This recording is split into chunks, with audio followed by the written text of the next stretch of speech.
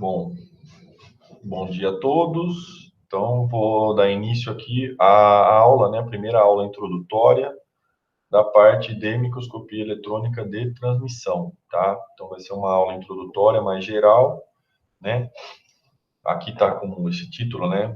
Microscopia eletrônica de transmissão, tem, né? Aplicada à ciência dos materiais, voltada para pós-graduação, né? Para a disciplina, então, de microscopia eletrônica 1, né? Que é a CM 112 da pós, tá? Então, conforme eu combinei com vocês, né? Eu estou começando a gravar aqui e aí eu deixo, tá, o chat para vocês fazerem alguma pergunta, tá? Fiquem à vontade.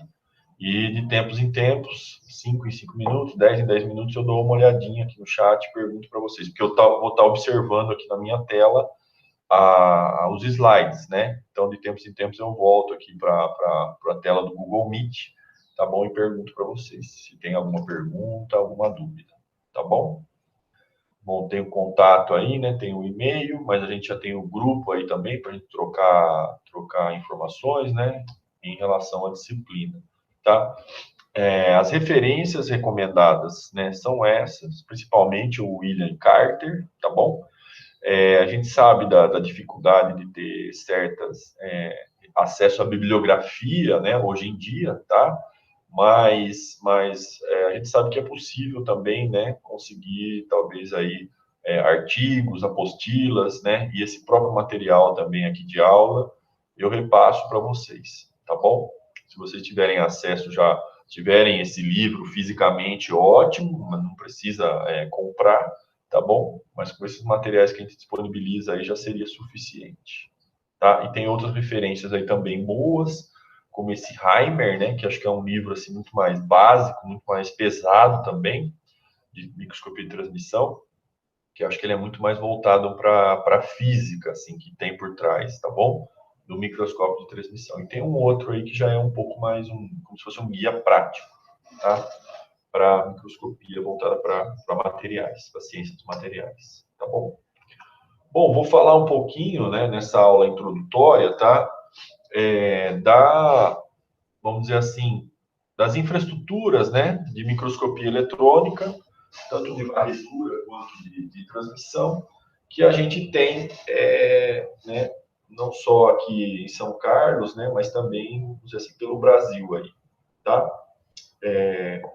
Então, o LCE é o Laboratório de Caracterização Estrutural, tá? Me desculpe, mas o título lá tá uma mistura aí, né? O título lá em cima tá em espanhol, depois tem coisa escrita em inglês aí, ali embaixo tá escrito em português, tá uma festa aí, né? Tá? Tem para todos os gostos aí. Mas o importante é só mostrar essa foto aí geral do LCE, que é o Laboratório de Caracterização Estrutural, que é o nosso laboratório de microscopia eletrônica, um dos laboratórios multiusuários que a gente tem na UFSCar, né? Porque a química da UFSCar também tem que ter uma infraestrutura boa de microscopia eletrônica, mas o LCE é um dos maiores laboratórios, né, multiusuários de microscopia do Brasil e da América Latina também, né? Então, acho que a gente tem aí cerca de, se for somar só os microscópios eletrônicos, cerca de 10 microscópios eletrônicos, né? Quais são os outros laboratórios de microscopia eletrônica, né? Os maiores do país seriam hoje o LN Nano, que é o Laboratório Nacional de Nanotecnologia, né? O do Síncrotron, do CNPEM. Antes a gente conhecia como Síncrotron, hoje é o CNPEM, Centro Nacional de Pesquisa em Energia de Materiais, e lá seria o LN Nano. E outro também seria o Laboratório de Microscopia Eletrônica do Inmetro, né? Lá no Rio de Janeiro, que fica ali em Xerém, que já é quase o caminho já do Rio para Petrópolis, né? No caminho da cidade do Rio para Petrópolis ali, tá bom? No início da subida da serra para Petrópolis, tá? Então, só passando uma geral aí, esses seriam os microscópios, eu não sei se estão todos aí, mas os principais, né, do LCE. Eu acho que já não está perfeitamente atualizado esse slide, porque desses transmissão aqui, que seria o último aqui de baixo, já foi substituído por um novo, né? Que seria um novo FEI-TEC-9, só que esse daqui é um FEG de 200 kV, então nós temos um novo aqui prometo atualizar esse slide já em breve, tá? Para um novo FEI Tec-9, também 200 kV, só que Lab 6, né? É esse aqui que está descrito aqui embaixo, tá bom? Só não tem a foto dele. Já entrou no lugar dessa transmissão antigo aqui, desse GEOL, tá? Então já tem um novo FEI Tec-9 200 kV, só que esse é FEG, e o novo é com Lab 6, que é o que está dedicado ao Astar, né? Então, tem praticamente 4 varreduras, tem uma varredura mais antigo, mas praticamente já não está em operação, né? E tem uma transmissão a mais aqui que não está a foto, tá bom?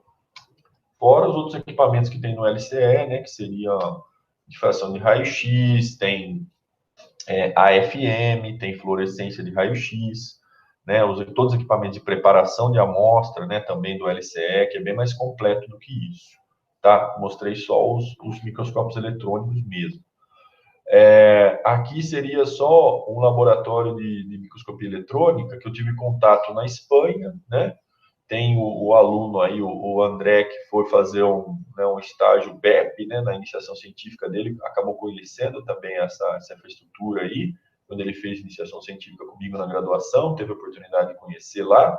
Então, é um laboratório bem diferente, porque o nosso é um terreno plano, né? Assim, digo assim, é um prédio, né, plano, com um andar só.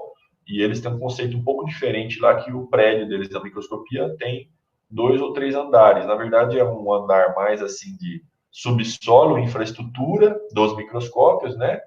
Bombas e chillers e tudo mais.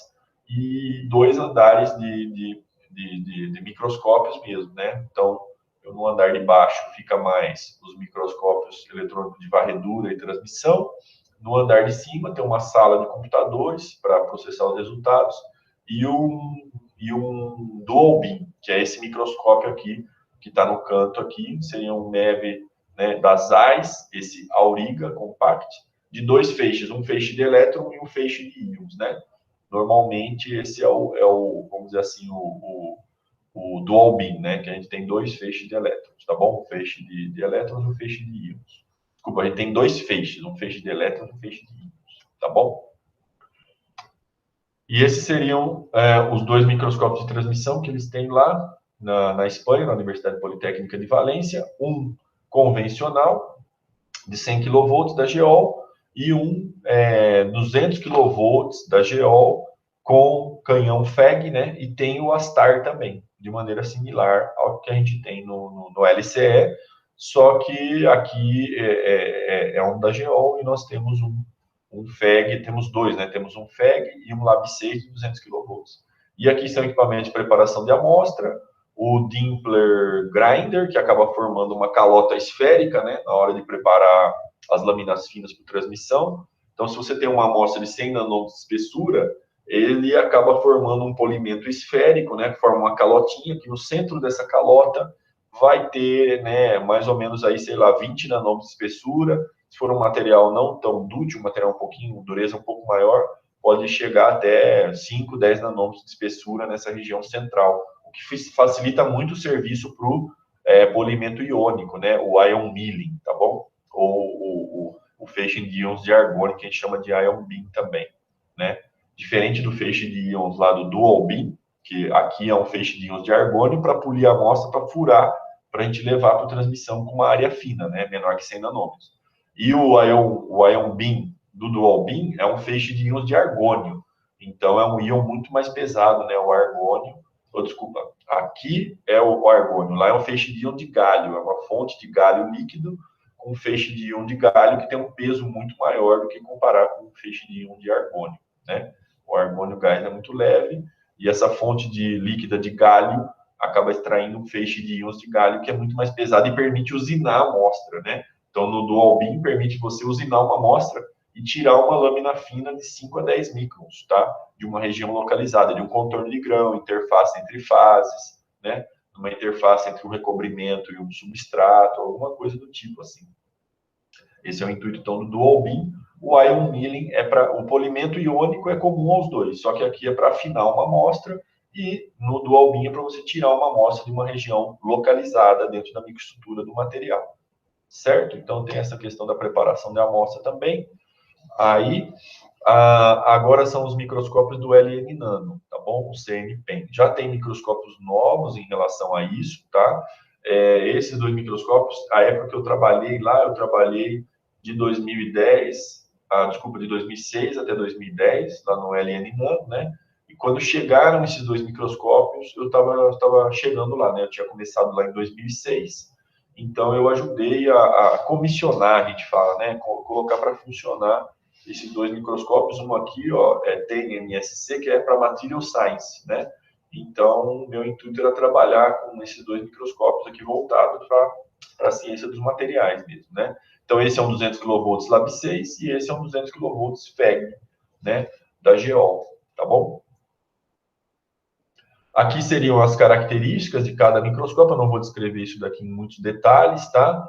O importante é que os dois estão equipados para o modo TEM e STEM, né? Então, pode fazer o modo transmissão varredura, que seria o Scanning Transmission Electron Microscopy.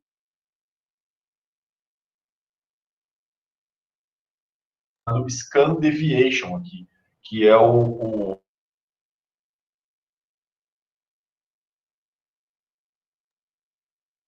dá essa característica de microscopia eletrônica de varredura no modo transmissão, tá?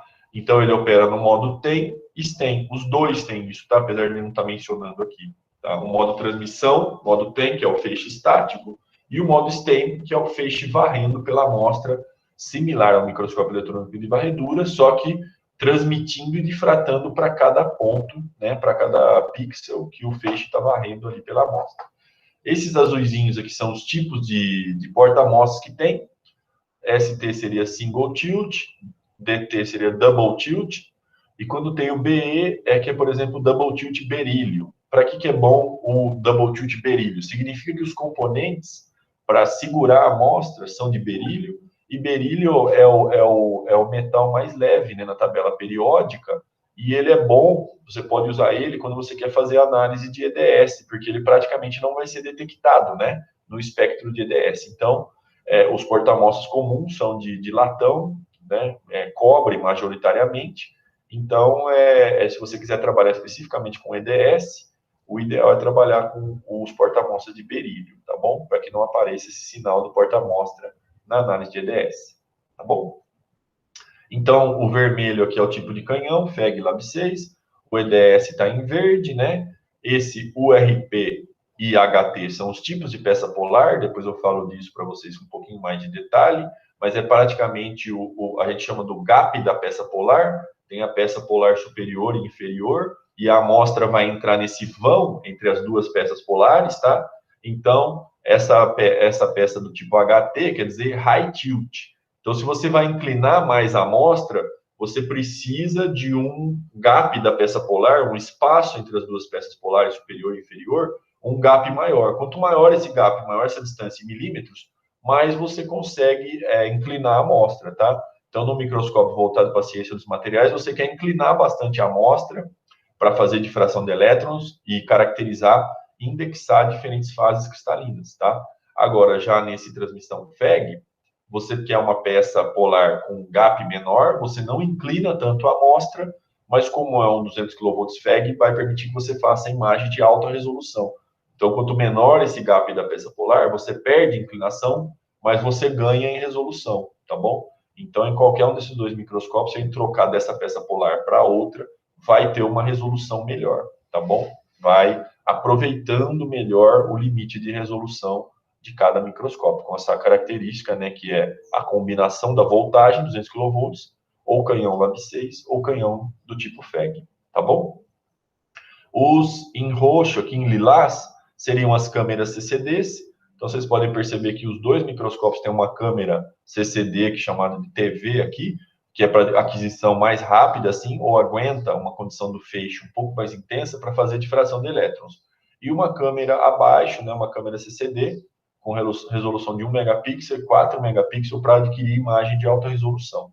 Então, você usa para dois intuitos, difração de elétrons, câmera de cima, e imagens com melhor resolução, ou até imagens de alta resolução, na escala atômica, com essas câmeras aqui de melhor resolução. Tem também a câmera, esse azul aqui mais claro, né? Film câmera, que dá para fazer imagem negativa, tá bom? Caso dê problema na câmera CCD, mas hoje em dia é pouco utilizado. E esses TMP e Diffusion Pump seriam as bombas de vácuo. Então, aqui é uma bomba difusora de vácuo e aqui é uma bomba turbomolecular pump, tá bom? Então, em relação ao sistema de vácuo. E esse aqui, BFDF, seriam os detectores para o modo STEM, detectores para o modo transmissão varredura. Bright Field, BF, né, campo claro, e Dark Field, DF, campo escuro, certo? São detectores, então, o Bright Field é um detector circular, tá? E o DF, que seria ADF, né, seria um detector anelar. Então, ele é um detector na forma de um anel que vai pegar o sinal difratado no modo STEM, no modo transmissão varredura, tá? Aqui é só a infraestrutura lá do LN Nano, já mudou um pouco esse prédio, né? Praticamente, em relação a essa figura de baixo aqui, ele já dobrou de tamanho para o outro lado aqui, que seria uma primeira metade do LN Nano, e agora já foi construída uma segunda metade, então ele já tem microscópios novos lá, em relação a isso que eu mostrei para vocês aí. Daqui a pouco eu mostro um microscópio novo que eles têm lá, que é o Titan, que é um microscópio super especial, assim, com corretor de aberração esférica e tudo mais. Isso daqui é a infraestrutura, né, interna lá das salas dos microscópios, né, que é muito parecida lá e no LCE também, no Inmetro, né? Corredor de serviço, quer dizer que aqui seria uma sala interna e aqui seria o espaço que tem entre uma sala interna e uma sala externa. Ele tem um conceito meio diferente, esse prédio que ele tem, é o chamado de building in a building, quer dizer, ele tem uma sala interna e um prédio externo que foi construído em volta dessa sala interna, tá? Para ajudar na questão de isolamento térmico, isolamento, né, magnético, até, mas principalmente isolamento térmico, tá bom? E aqui seria uma sala de serviço onde ficam os técnicos lá, tá bom? Aqui a sala do microscópio e salas de preparação de amostras, tá? Então aqui é tudo infraestrutura de preparação de amostra, os feixes de íon, né, os ion milling, tá? Microscópio óptico, Dimpler e assim por diante. E esse é o conceito que eu estava falando para vocês, que esse aqui, ó, essa parede aqui, a gente vê as salas internas, que são as salas para microscópio eletrônico de varredura, e as salas para microscópio eletrônico de transmissão. O verdinho aqui eram os microscópios antigos, né? E aqui já são os microscópios novos, tá? Hoje as salas de varredura lá já abrigam 2 microscópios nessa sala, e nessa sala já mudou também o microscópio, é um dual beam que tem lá, um dual beam da FEI também, tá? E hoje já tem microscópio novo da Thermo, né? Porque a FEI foi comprada, foi adquirido pela Thermo Scientific, né? Então já tem microscópio novo lá que já não é nem FEI, mas a marca já é Thermo, tá bom? Os microscópios novos então já vem com essa marca, a Thermo. Então esse é o conceito que eu tinha falado para vocês, né? Tem a sala do microscópio aqui, que seria essa parede aqui em verdinho, e essa aqui seria a sala do transmissão maior e a sala do varredura menor. E tem um outro prédio em volta, certo? Então é o conceito de um prédio dentro do outro prédio, tá bom? Desculpa, essa parede verdinha aqui, ó, que seria o outro prédio, tá? Então é um prédio dentro do outro prédio, tá?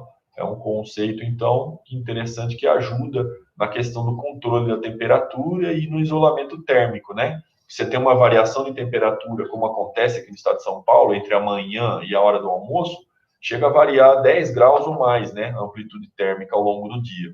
Então, você tem esse conceito de um prédio dentro do outro, ajuda a manter a temperatura dentro das salas, que tem que ter um controle de variação de 1 grau apenas ao longo do dia todo, né? Então, você quer que a sala fique lá 20 graus. Ela vai variar no máximo de 19 a 21, entendeu? Não pode fugir muito dessa faixa de temperatura aí, quando manter o mais estável possível, tá bom? Tem outro conceito também interessante, que são os blocos de concreto, né? Que são verdadeiras piscinas de concreto que ficam abaixo da estrutura do microscópio. Então, aqui tem uma representação como se fosse a coluna do microscópio de transmissão, e para o MEB são blocos de concreto de 30 toneladas, por transmissão, um bloco de concreto de 60 toneladas. É como se fosse uma piscina de concreto mesmo, e em volta delas é uma camada de ar, tá? Então, fica isolado, vamos dizer assim, em relação a vibrações mecânicas. Por exemplo, sempre vai ter uma rua próxima, ou do lado externo do CNPEM tem uma estrada por onde chegam os carros, onde passam caminhões também. Então, se passa um caminhão e vem uma vibração mecânica, essa vibração vai ter que passar por baixo aqui, né? Por toda, vamos dizer assim, a terra, né? O chão mesmo, né? E para chegar no microscópio, essa vibração vai ter que passar por baixo. E tem uma camadas aqui, um carpete de borracha, uma areia mais fofa, pedras, certo? E finalmente vai ter essa piscina de concreto que ajuda a amortecer a vibração mecânica mesmo, tá bom? Então, o principal intuito dessas piscinas de concreto, esses blocos, é amortecer a vibração mecânica para não transmitir essa vibração para a coluna do microscópio, né?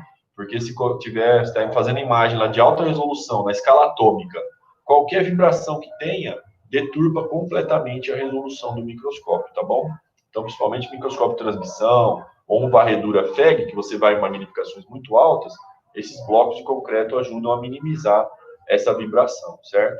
Então, vê que tem pré-requisitos de estabilidade térmica nas salas, tem vibração mecânica, os fabricantes exigem esses níveis, um nível mínimo de vibração mecânica para que o microscópio trabalhe e funcione no melhor da capacidade dele. Sem esses pré-requisitos, o fabricante não garante que vai chegar na resolução de fábrica, que é aquela prometida que você pagou por aquilo, certo?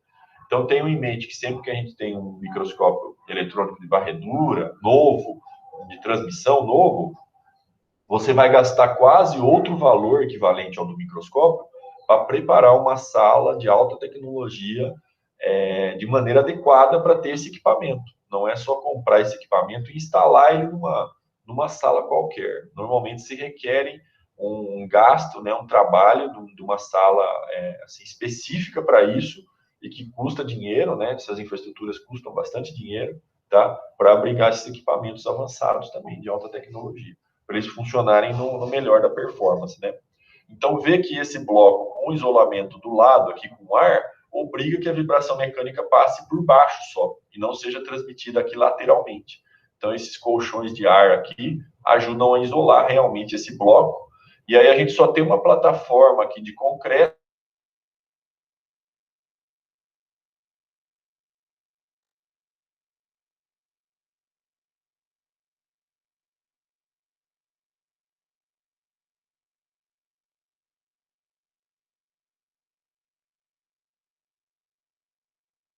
um elastômero ali, uma espuma, né, que preenche esse vão aqui para que não transmita essa vibração lateralmente, para tentar isolar essa vibração da melhor maneira possível. E o ar-condicionado na sala, ele não chega num duto, vamos dizer assim, para não direcionar um fluxo de ar especificamente para a coluna do microscópio. Ele entra através de um saco, né? Tem um saco de ar, né? Que leva esse ar lá para baixo, lá na sala do microscópio, e lá embaixo esse ar é espalhado, vamos dizer assim, através de um fluxo bem suave em todas as direções, né? Esse ar sai de maneira aleatória desse saco, que é uma telinha muito fina, assim. Então, esse ar é espalhado de maneira aleatória para não ter um fluxo direcionado à coluna do microscópio, senão isso daí também pode causar vibração, tá bom? Então, vocês veem que tem vários cuidados aí em relação à instalação, né? E questão de isolamento, estabilidade térmica, isolamento de vibração mecânica e isolamento de campo magnético, tá? São alguns detalhes da construção aí, foi muito legal ter trabalhado lá essa época, por ter acompanhado essa construção desse prédio de alta tecnologia aí, voltado para nanotecnologia, né, passo a passo. Então, foi legal acompanhar esse passo a passo da construção do prédio. Então, aqui dá para ver nessa imagem, né, o prédio externo, que é esse que estava pintado aqui em vermelho, e o prédio interno dos microscópios ali, que seria esse prédio branco, que é esse conceito mesmo de um prédio dentro do outro. Aqui era a construção do bloco de concreto, então vocês veem que transmissão foram necessários 2 caminhões, né, aqueles caminhões betoneira, né, para preencher essa piscina de concreto, um caminhão em seguida do outro, esgotou lá todo o concreto de um caminhão, já tinha outro caminhão esperando lá para jogar o concreto e não criar né, deixar solidificar e criar 2 camadas diferentes lá, então foi tudo feito um em seguida do outro para preencher esses blocos de concreto gigantes, né, como se fosse piscina de concreto mesmo. E aí, ó, nas paredes também externas, né, para isolamento térmico, é uma parede dupla com placas ainda de isolamento, né, placas de isopor entre uma parede e outra. Então, muito detalhe assim da construção que quando a gente chega lá e vê a sala prontinha para o usuário operar o microscópio, as pessoas não têm ideia de todo o trabalho que tem por trás, né, para construir uma sala de nanotecnologia, certo? Com todos esses requisitos do microscópio. E essa é a sala de transmissão, por exemplo, que tem um pé direito altíssimo, né? Ó. É um pé direito de 6 metros, tá? Na sala do microscópio, para que tenha o fluxo de ar ali bem laminar, que não tenha um fluxo direto para a coluna do microscópio. Outro detalhe também foram todos os cabos elétricos, né? Que eles foram preparados desse modo aqui, né? Foram torcidos, né? Os cabos, esse twisted wiring, né? Que seria essa torção mesmo dos cabos dos fios elétricos, porque a gente sabe que tem a rede a rede ali, né? Elétrica para levar a voltagem ali de 110, 220 para a sala, para os computadores, para todos os acessórios, tem que ter um microscópio óptico ali para ver a amostra de transmissão, né? Então tem que levar a voltagem da rede ali 110, 220. Então os fios são torcidos, porque se a gente tiver o fio retinho, tem a regra da mão direita, né? Então tá passando corrente aqui no dedão e tá gerando um campo magnético aqui, né? Nos dedos aqui da mão direita. Então a gente evita, se fizer essa torção do fio, você acaba não tendo um campo magnético direcionado num sentido só, que isso pode atrapalhar também o feixe de elétrons do microscópio, tá? Então por isso esses detalhes, assim, até da torção dos fios, né? Na instalação elétrica ali da sala, tá bom? E aqui são os requisitos, né, que o microscópio tem, que os requisitos para o microscópio são desse NIST-A. O NIST é como se fosse o Inmetro americano, né? Seria então o órgão que controla lá todas as normas, né? E eles têm normas até, como a gente pode ver aqui, ó, esse NIST-A, né? NIST-A seria salas para microscópios eletrônicos de varredura, né? AFM, transmissão e FIB. Então tem que atender essas normas aqui, tá?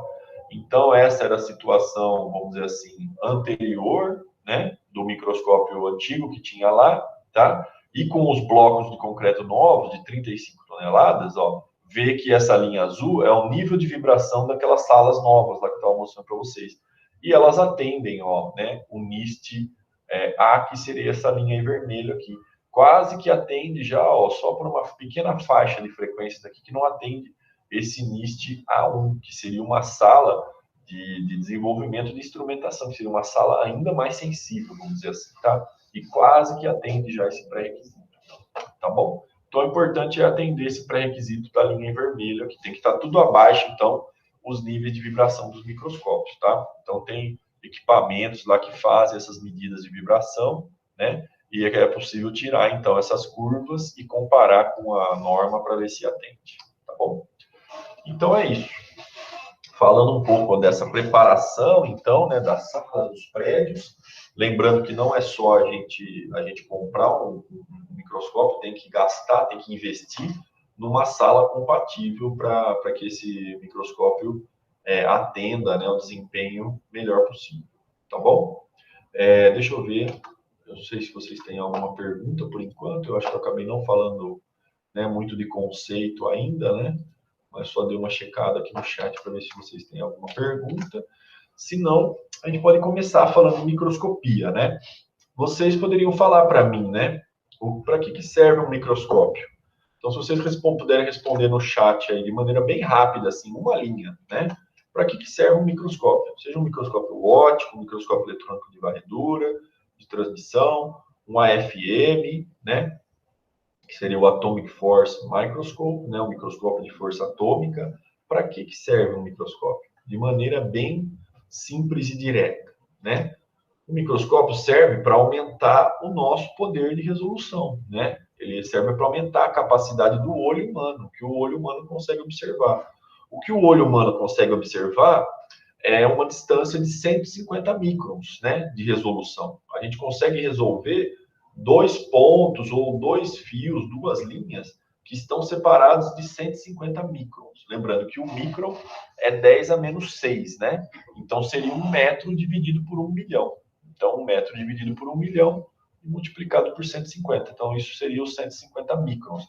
Então, basicamente, o que é na prática, assim, o que a gente consegue ver? Seriam 2 fios de cabelo, um bem pertinho do outro, assim, o fio de cabelo tem mais ou menos 150 microns de diâmetro, a gente consegue distinguir, então, 2 fios de cabelo. Lógico, isso contando, né, um olho, vamos dizer assim, em condições normais. Às vezes a pessoa, todo mundo tem algum desvio pequeno, né, de miopia, de astigmatismo, mas, vamos dizer assim, em condições normais, se a pessoa não tem um problema um pouco mais sério, mais grave, de miopia, astigmatismo, a gente consegue observar 150 microns, né, de resolução, tá? Então, é para isso que serve o microscópio, porque é um MEV, você já vai conseguir ver resoluções da ordem de 1 a 2 nanômetros, né? Microscópios mais modernos até menos que isso, microscópios mais antigos de 5 a 10 nanômetros de resolução. O próprio microscópio óptico já tem uma resolução da faixa de 400 a 700 nanômetros, né? Então, de 150 microns do olho humano para 400 a 700 nanômetros do microscópio óptico, já tem várias ordens de grandeza aí, né? A gente já melhora em várias ordens de grandeza a resolução do equipamento, tá?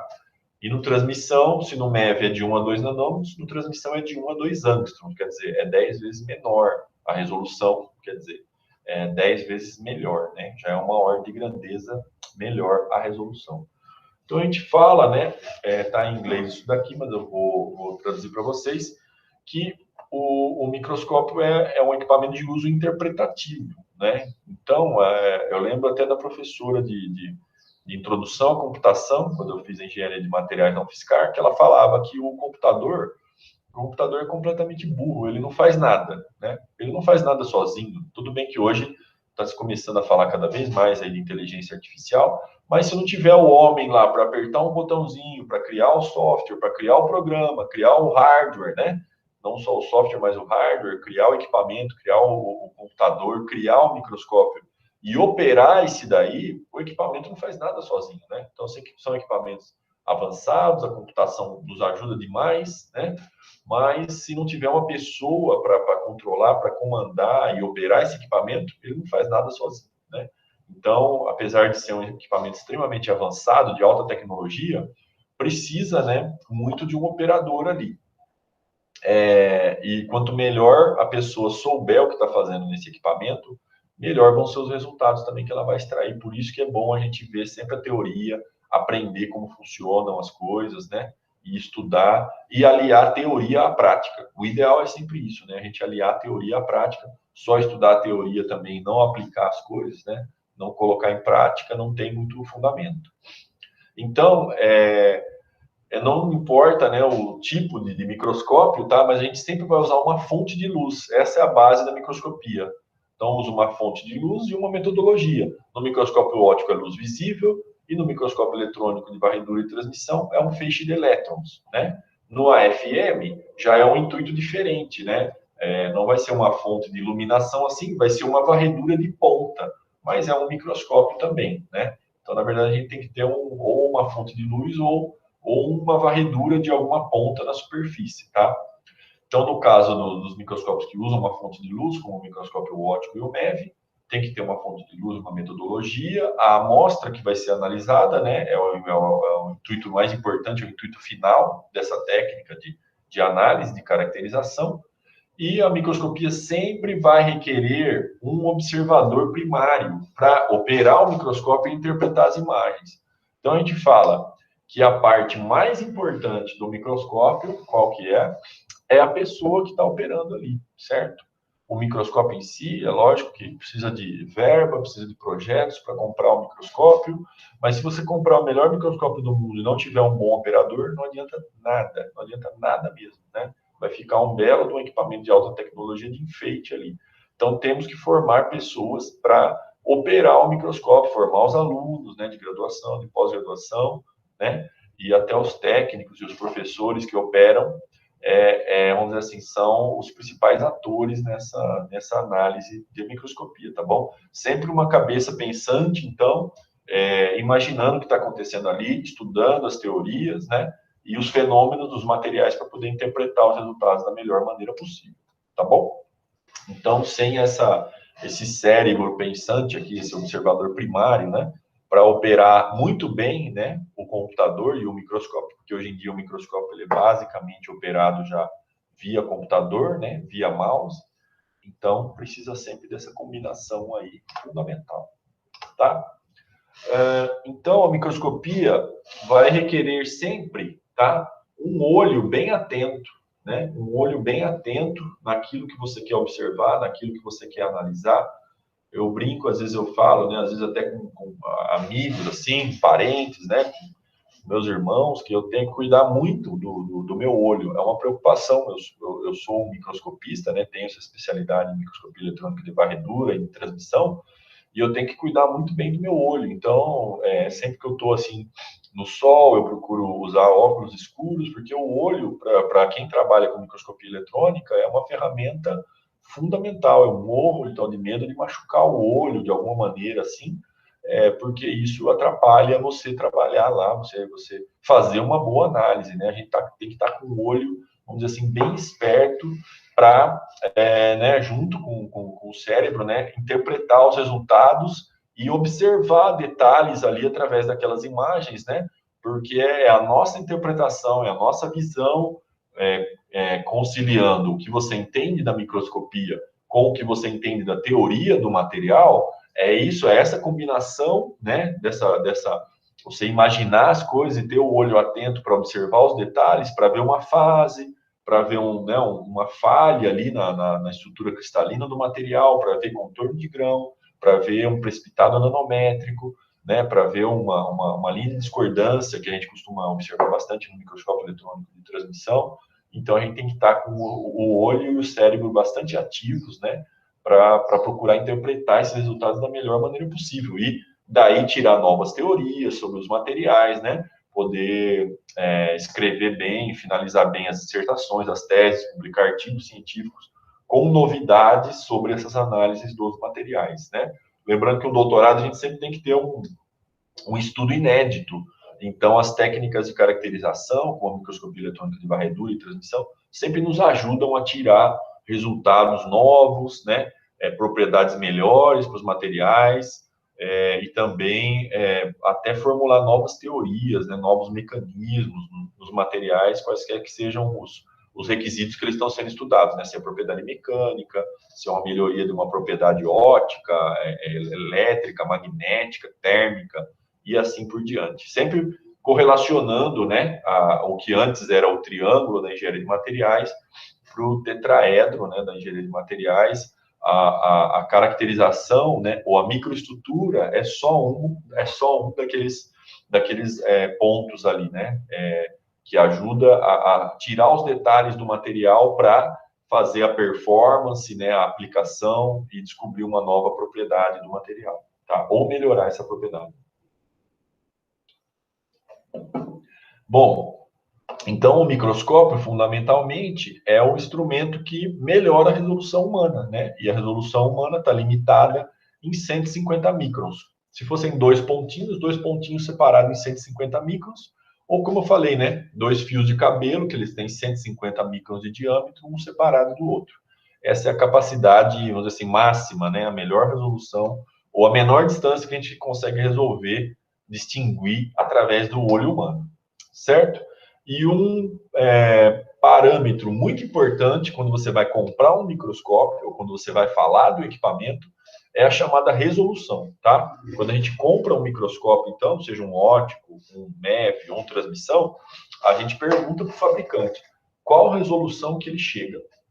Então, já se caiu faz tempo por terra um conceito, né, de que a gente queria saber qual era a magnificação que o microscópio chega, né? Então, não importa muito a magnificação, vamos dizer assim, é uma consequência. Não adianta você magnificar um microscópio óptico milhões de vezes se o menor detalhe que você vai observar no microscópio óptico está limitado pela resolução de 400 a 700 nanômetros. Por isso que um óptico antigamente magnificava até 1000 vezes, depois foi melhorando e chegou até 2000 vezes. Hoje tem microscópios ópticos que magnificam até 8.000 vezes já. Tudo bem que ele já tem uma eletrônica, uma parte de software, que você adquire várias imagens, 10, 20 imagens, conjuga numa imagem só somada, né? Mas que vai ter uma resolução razoável ainda em 8.000 vezes. Não adianta nada você magnificar, então, 100.000 vezes no microscópio óptico e observar um borrão. A mesma coisa num MEV, não adianta você querer magnificar 10 milhões de vezes se você vai observar um detalhe lá de 10 a 20 nanômetros. Tem que ser numa magnificação compatível com a resolução. Você tem que chegar na máxima magnificação possível, onde você consiga observar alguma coisa.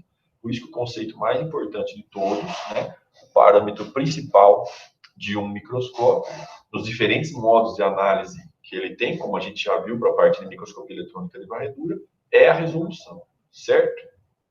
Então, lembre-se que os objetivos principais, né, dessa disciplina aqui é que vocês tenham sempre na cabeça os conceitos de resolução de cada microscópio, de cada técnica.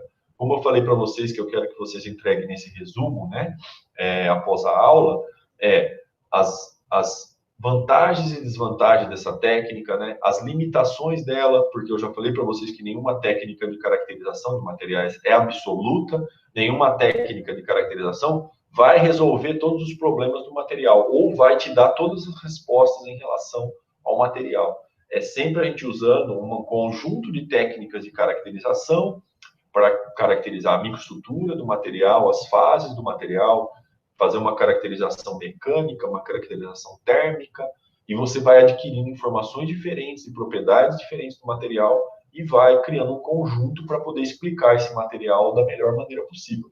Ou explicar uma melhoria de propriedade, ou explicar um fenômeno que está ocorrendo nesse material. Certo? Então, como que começou, né, a microscopia eletrônica de transmissão? Então, a gente tem aqui, né, o pai da microscopia de transmissão, que é o Ernest Ruska, né? E ele fez boa parte dos estudos dele na Alemanha, né? No Max Planck, né? De Berlim. E ele ganhou, então, né? Foi metade, praticamente, né? De um prêmio Nobel, né? Foi o prêmio Nobel de Física em 1986. E aí tem aqui a razão por isso, né? Pelo trabalho fundamental na óptica eletrônica e pelo desenho, né? Pelo design. Ele que criou, ele que fez o design, ele que, né, do conceito passou por um equipamento real, o primeiro microscópio eletrônico. E como eu já falei na aula de MEV, né, de EBSD, o primeiro microscópio que surgiu na história foi o microscópio de transmissão, que é um microscópio cujo feixe é estático, não é? Então, na década de 40, já se criou o primeiro microscópio de transmissão. E o microscópio eletrônico de varredura, que apesar de ser um equipamento mais simples, só surgiu nos anos 60, né, na década de 1960, porque foi o mais difícil, foi controlar, né, a varredura do feixe de elétrons através de bobinas eletromagnéticas. Então, imagina lá um feixe nanométrico, ele ser varrido ponto a ponto, né, para controlar certinho essa linha sendo varrida, e depois cada coluna diferente sendo varrida aqui para criar uma imagem de, vamos dizer assim, 256 por 256 pixels. Depois foi melhorando, 512 para 512, depois 1024 por 1024, né? Então, controlar esse escaneamento do feixe foi crítico, precisou avançar na eletrônica e tudo mais, a parte de software e hardware, para na década de 60 conseguirem escanear esse feixe de elétrons, né, no microscópio eletrônico de varredura. Então, transmissão surgiu na década de 40. E aí a gente vê que foi dividido esse prêmio Nobel, né, em 86. Outros 2/4 foram divididos entre esses dois pesquisadores aqui, mas a gente está falando mais especificamente do Ruska, né, que foi o pai da microscopia eletrônica de transmissão, tá? E eu vou aproveitar e mudar um pouquinho aqui esse slide, porque a figura está cobrindo aqui, né, as letras aqui. Deixa eu mudar um pouquinho Pronto. Mudar um pouquinho a letra aí, só para melhorar isso daí, tá? Joia. Então, esse slide agora fala da resolução. E o que é a resolução? É a capacidade, né, de diferenciar dois pontos ou dois detalhes separados, né, tais como um objeto na imagem. Quando a gente fala de microestrutura, então seriam duas fases esféricas, duas fases irregulares, duas fases na forma de placa, duas fases na forma de agulha, tá? E assim por diante. A distância entre essas fases, ou até, se a gente estiver falando do microscopia de transmissão em alta resolução, que é na escala atômica, a distância entre dois átomos. Então, esses dois pontos, né? Esses dois objetos na imagem, pode ser dois pontos, duas fases, pode ser dois poros no material poroso, no material cerâmico, ou podem ser dois átomos, né? No limite, na microscopia eletrônica de transmissão, quando a gente tem resolução suficiente para isso, tá? Então, a gente vê aqui essas três figurinhas, né? Entre os pontos 1 e ponto 2, certo? Três figuras diferentes aqui. E esse aqui seria a condição mínima de resolução entre dois pontos. Então, aqui a gente não está vendo esses pontos assim, né?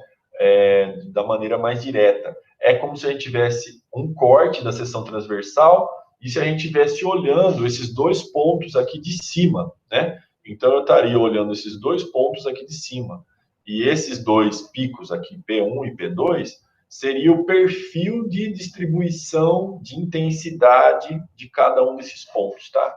Então, olhando na seção transversal desses dois pontos, nós veríamos esses dois picos aqui, P1 e P2. Olhando de cima os dois pontos, aqui a gente está vendo a seção transversal do perfil de intensidade desses dois pontos. Então, essa fórmula aqui, 0,61 vezes lambda, que é o comprimento de onda dividido por beta, é a condição mínima de resolução entre dois pontos, tá? Na condição P1, nessa condição primeira aqui, entre P1 e P2, à esquerda, a gente tem resolução de sobra para distinguir dois pontos, P1 e P2. Vê que a gente consegue distinguir nitidamente que esses dois pontos aqui, ou esses dois perfis, aí, esses dois picos, são separados suficientemente para a gente distinguir esses dois pontos, olhando eles de cima. Nessa segunda condição aqui do meio, a gente não tem resolução suficiente para distinguir dois pontos. Então, vamos supor que a gente tem uma resolução de 50 nanômetros e esses dois pontos aqui têm 20 nanômetros. E eles estão muito próximos um do outro na imagem. Significa que a gente não vai ver eles como duas fases que têm 20 nanômetros. A gente vai observar eles todos, os dois juntos, né, como se fosse uma coisa só misturada. A gente vai acabar observando um borrão ali de 50 nanômetros, e não duas fases de 20 nanômetros, certo? E aqui a condição mínima, né, quando a gente tem uma sobreposição já desses dois pontos, tá? Mas a gente minimamente consegue observar que eles têm dois ali, né? Estão separados em dois pontos diferentes, tá? Mesmo já havendo uma sobreposição entre os picos aqui parcial, a gente consegue pelo menos distinguir por essas duas, né? As duas elevações ali, os dois picos, uma sobreposição parcial, mas distinguir minimamente que existem dois pontos ali. Então, essa é a condição mínima de resolução, para resolver dois pontos, duas fases, dois poros, duas posições atômicas e assim por diante. E esse gráfico aqui mostra a evolução da resolução dos equipamentos com o passar dos anos, das décadas e dos séculos, não é? Deixa eu ver se eu tenho outro slide que mostra isso. Não, eu achei que aparecia aqui um outro slide, mas a gente pode observar, né, como que houve uma evolução significativa do microscópio óptico, né? Ele começou com uma resolução acima de 10 a menos 6, quer dizer, acima de 1 micron, né? Até chegar praticamente no limite de resolução da técnica, né? Que é na faixa de 400 a 700 nanômetros. É a resolução do microscópio óptico, né? Com a luz visível. Então, a gente fica limitado pelo comprimento de onda da luz visível, da luz branca, tá? Depois teve o advento do Scanning Laser Microscopy. Lembra que a gente fala que a microscopia depende de uma fonte de luz, nesses casos, né? Então, ao invés de ser a luz visível, esses microscópios, né, de varredura de um feixe de laser usam o laser como uma fonte de iluminação, tá? Aí, o microscópio eletrônico de varredura e o de transmissão. Então, a gente vê aqui microscópio eletrônico de maneira geral, seria esse bloco em cinza mais escuro, que ele começou com uma resolução igual a do óptico, né? Lá em 1940, né? Quando começou o primeiro microscópio eletrônico de transmissão. Mas com o passar das décadas, né? Olha o salto, né? Ou a diminuição brusca de ordens de grandeza de resolução até o microscópio de transmissão chegar na escala atômica, né? Que é o 10 a menos 10, que é o angstrom, né? 10 a menos 10 seria 1 metro dividido por né? Dividido por 9 seria 1 bilhão, dividido por 10 a menos 10 seriam 1 metro dividido por 10 bilhões, né? Essa que é a distância de Armstrong, mais ou menos a distância entre os átomos que a gente tem nos materiais, né?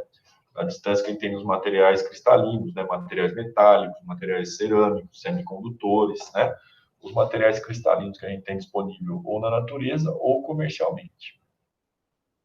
Então, o microscópio de transmissão teve uma melhora significativa da resolução de várias ordens de grandeza e o microscópio de varredura também. Então, hoje, que a gente já não está, né, em 2000, já está em 2020, o microscópio de transmissão já alcança resoluções da ordem de 0,6 angstroms, né, 0,6 angstroms, quer dizer, já é sub-angstrom, abaixo de 1 angstrom, e os varreduras já alcançam resoluções da ordem de 0,9 a 0,8 nanômetros, quer dizer, seria 9 ou 8 angstroms de resolução no microscópio eletrônico de varredura, né? E o transmissão 0,6 angstrom.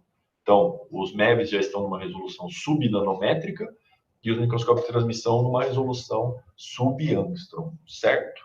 Mas, como eu falei, tipicamente um MEV bom, convencional, chega a 1, 2 nanômetros de resolução e o transmissão chega a 1 ou 2 angstroms. Depende muito do canhão, do microscópio, da voltagem, né? E assim por diante, tá? E aí tem os outros microscópios, que seria o AFM, o STM, que já é de varredura de ponta, né? Que seria o Scanning Tunneling Microscopy, que é a microscopia de tunelamento de varredura, tá? Que também alcançam resoluções da ordem da escala atômica, né? De 10 a menos 10 metros, que seria de angstrom, tá bom?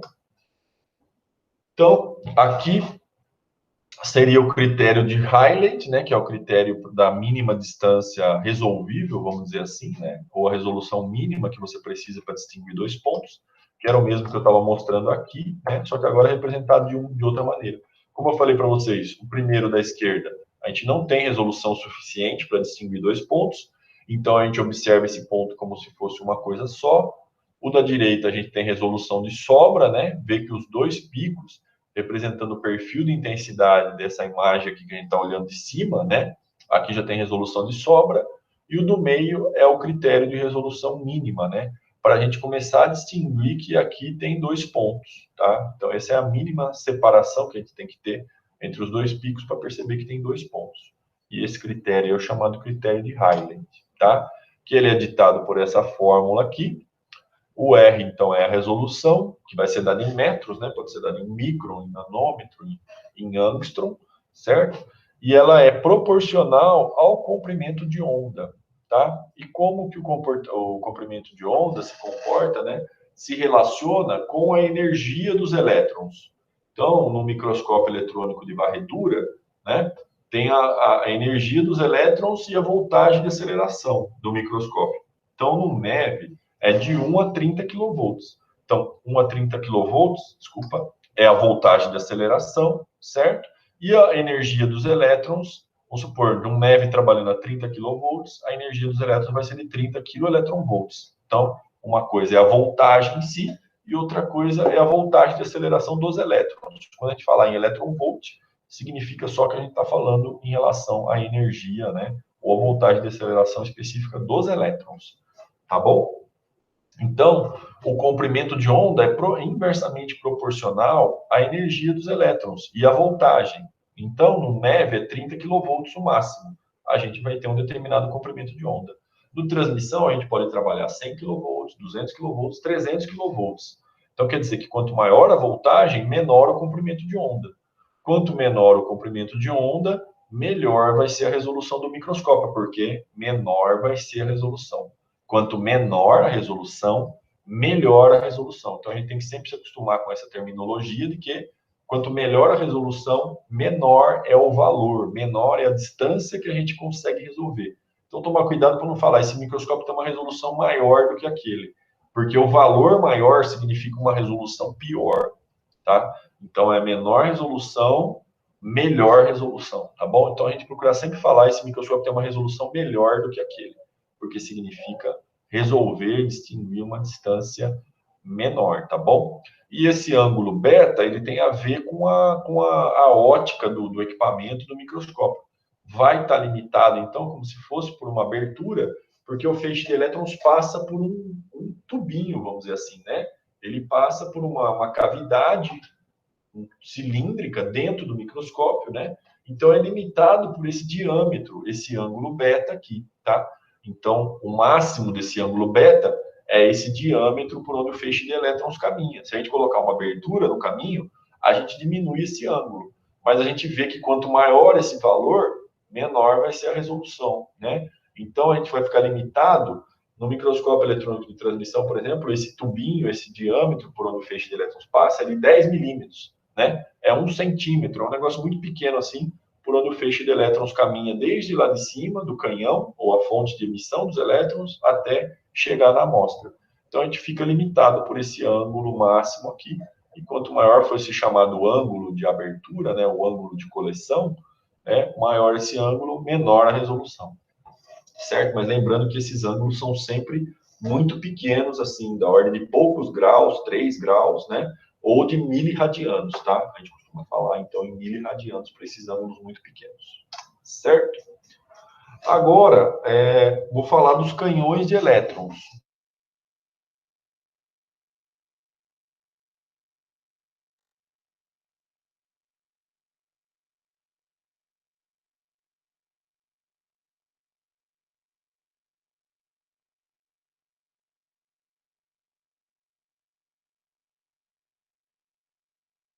Uma boa definição, é uma ótima definição, né, de microscopia. Então, é o que eu falei, com o olho humano, a gente consegue observar 2 fios de cabelo. Mas se a gente olhar no microscópio eletrônico de varredura, a gente vai ver aquela estrutura do fio de cabelo, né? A gente vai ver aquelas imagens que passam em propaganda de, né, de shampoo, de condicionador, né, de produtos, né, de cosméticos para o cabelo. Aí aparecem aquelas imagens lá do fio de cabelo em detalhe, ele é cheio de escamas, né? E dependendo lá da qualidade do produto que você passa, deixa aquelas escamas lisinhas que vai dar aquela sensação de um cabelo liso, né? Bem tratado, vamos dizer assim, né? Então, para observar essas imagens das escamas do cabelo, dos detalhes do fio de cabelo, aí você vai usar um microscópio eletrônico de varredura, porque o nosso olho só tem a capacidade de distinguir 2 fios de cabelo, mas a nossa visão dá a impressão que o cabelo é um fio lisinho, né? Porque a gente não consegue, não tem resolução para observar esses detalhes. Então, é uma boa definição essa daí que você colocou, Lau. Se vocês tiverem alguma pergunta, vão colocando aqui no chat, tá? Por favor. E eu vou caminhar aqui na aula, aqui, até onde eu aguentar, tá bom? Eu imagino que entre 11 e 11h30, até onde minha garganta deixar, na verdade, tá bom? E depois eu gravo as outras aulas e vou disponibilizando para vocês, tá bom? Através do link do YouTube. Então, voltando aqui agora, né, para os canhões de elétrons, tá? Normalmente, então, os canhões são divididos em 2 grupos.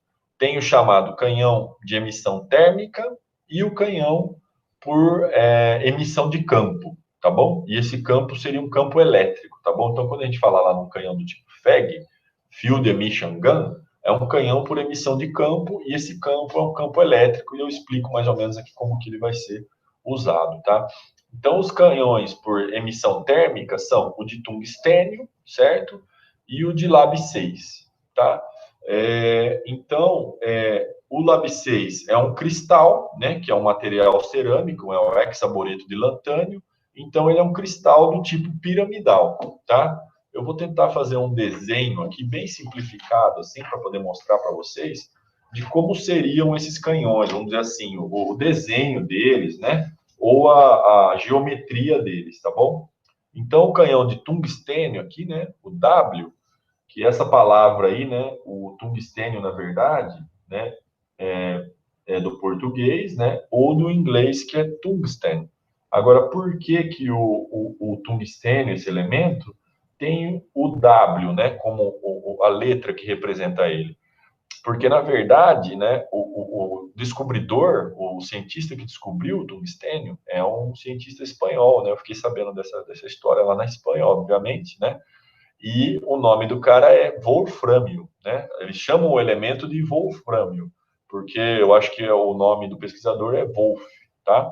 Então, a gente tem um costume errado de chamar de tungstênio, na verdade, né? Porque esse foi o nome, vamos dizer assim, do inglês ou aportuguesado mas o nome correto é o wolframio, né, que ele vem desse nome do pesquisador aí, que por coincidência é espanhol, tá? Então, por isso que tem esse W aí.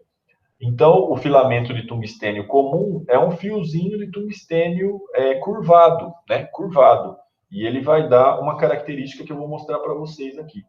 O Lab 6 é um cristal, né? Cerâmico, piramidal, tá? Então, se a gente olhar ele, né? Na transversal, a gente vai ver uma pontinha, mas se a gente olhar ele de cima para baixo, vamos dizer assim, a gente vai ver então a projeção, né, de uma pirâmide nesse cristal aí de Lab 6, tá? E o canhão FEG, ele também é de tungstênio, tá? Só que ele não é um fiozinho de tungstênio dobrado como esse que eu vou mostrar aqui para vocês. Ele é um fio, uma pontinha de tungstênio, né, que ela é corroída eletroquimicamente, tá? E no raio dessa ponta, né, a gente vai ter um filamento muito fino, né, cuja ponta é nanométrica, certo? Então, o FEG também é um canhão de tungstênio, tá? Só que, deixa eu mostrar aqui para vocês, então, na câmera, o desenho desses três aqui, ó. Eu espero que vocês estejam conseguindo ver, tá? Deixa eu ver se eu consigo me mostrar aqui na tela. Isso, para ver se vocês estão conseguindo ver legal. Então, aqui seria o filamento de tungstênio, né, que é só um fio de tungstênio dobrado e ele vai ter um determinado raio da ponta, assim. Aqui seria um cristal de Lab 6, que é o hexaborito de lantânio, e aqui é vendo ele de lado, assim, né, ou na transversal, e aqui seria a gente olhando ele de baixo. A gente olhando ele de baixo, a gente vai ver essa pontinha aqui piramidal, tá? E aqui seria um canhão do tipo FEG, né, que é o canhão por emissão de campo, Field Emission Gun, que ele também é de tungstênio. Só que ao invés de ser uma pontinha curvada assim, não. Ele é um fiozinho, né, muito fino, e ele é corroído eletroquimicamente. E o que vai determinar no final é o raio da ponta. Então, esse é o maior raio, esse é o segundo maior, que seria o intermediário, e o menor raio vai ser do tipo FEG.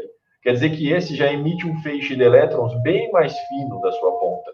E quanto menor o feixe de elétrons que vai ser emitido dessa ponta, melhor a resolução da imagem que a gente vai conseguir formar lá no final, tá bom? Então, esse aqui seriam os tipos de canhões principais que a gente tem aí, tá? Eu espero que o desenho tenha ficado aqui minimamente, né, observável aí para vocês, tá bom? Deixa eu voltar para o modo da tela aqui de novo. Vocês estão observando a tela aí, legalzinho, pessoal? A tela da apresentação? Acho que eu não estou conseguindo sair desse modo aqui, sim? Então tá bom. Joia. Então vamos continuar nesse modo aqui. Tá? Vamos lá. Então, quais são os parâmetros principais, né? O canhão do tipo termo-iônico ou de emissão térmica, a gente tem que aquecer eles para uma temperatura bem alta para que eles emitam o feixe de elétrons, tá? Então, vamos ver as temperaturas. O tungstênio, como ele tem um ponto de fusão altíssimo, né? O tungstênio é um metal refratário, né? Então, ó, você tem que aquecer ele. Ele trabalha a 2.800 Kelvin, significa que ele trabalha a 2.500 graus, tá? Então, a gente tem que trabalhar numa temperatura altíssima, né? Você aplica uma voltagem, uma corrente nele, ele aquece bastante e quando ele passa dessa temperatura, ele emite o feixe de elétrons, certo? É assim que ele trabalha, então, os canhões de emissão térmica. O tungstênio a 2.800 Kelvin e o Lab 6 a 1.800 Kelvin. Quer dizer que seria mais ou menos 1.500 graus, tá? Celsius, né? 1.500 graus Celsius e 2.500 graus Celsius para o tungstênio. Já os canhões por emissão de campo, vocês reparam que eles trabalham em temperaturas menores, né? Considerando que basicamente os canhões por emissão de campo são de tungstênio. Só que tem um tipo que é o chamado Schottky, que ele é um fio de tungstênio, só que ele tem um recobrimento com óxido de zircônio. Então, se já é uma pontinha muito fininha lá, né? Esse fio de tungstênio do canhão por emissão de campo, e ele é recoberto por um óxido de zircônio, quer dizer que ele é recoberto por um filme fino de zircônio, né? Um filme nanométrico que recobre essa ponta de tungstênio. Então, ele acaba sendo assistido ainda. É a característica desse canhão Schottky, é que ele é assistido termicamente. Então, ao invés de trabalhar a 2.500 graus, ele acaba trabalhando com um certo aquecimento ainda de 1.500 graus. E o restante, como que você faz, né, para emitir o feixe de elétrons, nesse caso aqui dos canhões por emissão de campo? É que sempre vai ter um campo elétrico muito alto aplicado abaixo do canhão, né, abaixo da ponta do canhão, vai ter um campo elétrico muito alto, da ordem de 10 a 7 volt por metro. Por isso que eles são chamados de canhões por emissão de campo. É que o campo elétrico, então, vai ter um papel fundamental na extração de elétrons da ponta lá do canhão, certo? Enquanto que na emissão térmica, basta você aquecer nessas temperaturas que ele já emite o feixe de elétrons. Ele vence a barreira de energia, né? E acaba emitindo o feixe de elétrons. E o canhão por emissão de campo, tanto o Schottky quanto o Thermal FEG, né? Ou Thermal Field Emission, eles acabam sendo assistidos por uma certa temperatura. Mas o puro mesmo, field emission, seria o cold FEG, que é um canhão por emissão de campo que trabalha a frio. E 300 graus Kelvin, né? 300 Kelvin seria 23 graus centígrados, né? Não, 273 seria 27 graus centígrados, ou seja, a temperatura ambiente. Por isso que ele é chamado de cold FEG. Tá? 300 Kelvin seria o equivalente a 27 graus Celsius. Tá bom? Seria um canhão, então, que trabalha... A gente fala frio, mas ele trabalha a temperatura ambiente, porque os outros trabalham em temperatura muito mais altas, né? Tá? Então, o FEG puro mesmo seria o chamado cold FEG, que trabalha a temperatura ambiente. Só que, assim, nem tudo são vantagens, né? São flores nessa vida. Esses canhões que trabalham a temperatura alta, qualquer sujeirinha que grude na ponta desse canhão, a temperatura alta vai ajudar a expulsar essa sujeira da ponta, né? Então, vocês veem, ó, que o nível de vácuo, aonde está falando aqui de vácuo, ó, vácuo em Pascal, certo? Então, vocês veem que os canhões que trabalham em temperatura alta trabalham em nível de vácuo menor, significa que não é uma pressão tão baixa. Quanto mais baixa a pressão, 10 a menos 3, 10 a menos 5, 10 a menos 7, né, até 10 a menos 9, uma pressão mais baixa significa um vácuo mais alto, que vácuo é o vazio, né? Então, uma pressão mais baixa significa um vácuo mais alto, tá bom? Então, ó, os canhões que trabalham a temperaturas altas trabalham com níveis de vácuos menores, né? Trabalham uma pressão um pouco mais alta, porque a temperatura ajuda a expulsar a sujeira. O cold FEG é o mais crítico, porque ele trabalha numa temperatura baixa e isso não evita muito que a sujeira acabe sendo atraída para essa ponta lá dentro do microscópio, tá? Então, você tem que ter um nível de vácuo, ou seja, tem que ter uma pressão muito baixa, porque nesses níveis de vácuo altíssimo, aqui seria um baixo vácuo, nessa faixa aqui, 10 a menos 5 seria um médio vácuo, e 10 a menos 7 alto vácuo, e esse aqui 10 a menos 8 a 10 a menos 9, a gente já fala em ultra alto vácuo. E quando a gente tem uma pressão muito baixa, assim, um vácuo muito alto, a gente costuma falar também em outra unidade, que é número de partículas, partículas de ar, ou de gás, ou de vapor d'água, ou de gordura, né? Mas que estejam todas ali na atmosfera ali. É número de partículas, mesmo somando todos esses gases ou essas moléculas, por centímetro cúbico ou milímetro cúbico, certo? Então, imagina um quadradinho de 1 por 1 centímetro, quantas partículas haveriam dentro desse quadradinho lá no microscópio, certo? E quanto menor o número de partículas nesse volume, né, em centímetro cúbico ou milímetro cúbico, maior é o vácuo, tá? Ou seja, maior é o vazio, que a gente tem muito poucas partículas numa unidade de volume, tá bom? Então, a gente fala nesses ultra alto vácuo, aqui da ordem 10 a menos 9, que esses microscópios de transmissão trabalham, e um dos ambientes onde se trabalha assim também, muitos equipamentos científicos requerem esses vácuos altos, né, ou ultra alto vácuo, altíssimo assim, que é para evitar que os feixes de elétrons colida com partículas na trajetória dele em direção à amostra. Você quer que o feixe de elétrons corra o mais livre possível, porque senão você vai perdendo sinal, né, vai dissipando perda de energia no impacto, né, através de calor e tudo mais, e você quer que o feixe de elétrons chegue o mais limpo possível na amostra, para deturpar o mínimo possível a análise e a imagem, certo? Outro equipamento que usa também bastante, né, usa quase que totalmente no seu interior esse ultra alto vácuo, são os aceleradores de partícula, né? Então, o LNLS, que era o antigo que a gente tinha lá no síncrotron, E o novo hoje, que é o Sirius, né? Muitas vezes a gente ouve falar na mídia aí do novo acelerador de partículas brasileiro, né? O Sirius, que foi construído lá no CNPEM, o atual CNPEM, né? Ele trabalha, então, dentro daquela tubulação que conduz o feixe de elétrons, né? É um feixe de elétrons que está lá acelerado, né? Numa trajetória circular, é uma tubulação de aço inoxidável que conduz esse feixe de elétrons, né? Esse feixe de elétrons está girando lá dentro de um ambiente também de ultra alto vácuo, tá? Dessa ordem aqui de 10 a menos 9 Pascal, certo? Que é a unidade de pressão. Então, já falamos já dos canhões, né? Que é como se fosse o coração, assim, do microscópio, né? E esses canhões podem ser usados tanto no microscópio de varredura quanto no de transmissão. Normalmente, o canhão convencional para o MEV é o de tungstênio. E o FEG, né? Normalmente um FEG desse tipo aqui, Schottky, é o canhão avançado para um microscópio de varredura. Para transmissão, normalmente o canhão convencional é o Lab 6, é o hexabolide de lantânio. E o canhão avançado para transmissão é qualquer um desses três tipos aqui. O melhor de todos é o FEG, é o que vai dar melhor resolução. Só que lembra, ele tem um custo a mais, né? Porque por trabalhar frio, ele tem que ter um sistema de vácuo muito melhor, com bombas iônicas, né? Que vão chegar nessa ordem de grandeza aqui de vácuo, tá? De pressão extremamente baixa, tá? Então, mas nada impede que você tenha um MEV com Lab 6 ou tenha uma transmissão com tungstênio, certo? Na Unicamp, por exemplo, tem um MEV das AIS lá, que tem um canhão de hexabolide de lantânio, e no FEG, no nosso laboratório mesmo, tem um FEG das AIS, um transmissão FEG desculpa, tem uma transmissão das AIS que tem um canhão de tungstênio, certo?